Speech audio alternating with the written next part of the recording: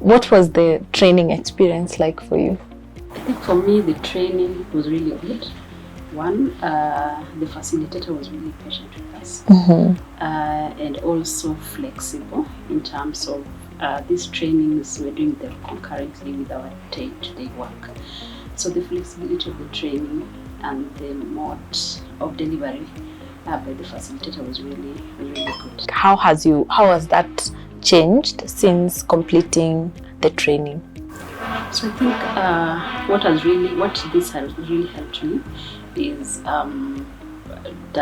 presenting the visualizations.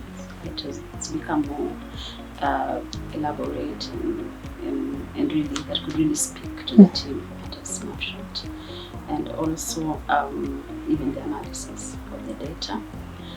The other things that I didn't know that I needed, like for example cleaning the data, that has really come through. So given that we really deal with huge data, financial reports, so sometimes the cleaning wasn't as efficient as it is right now.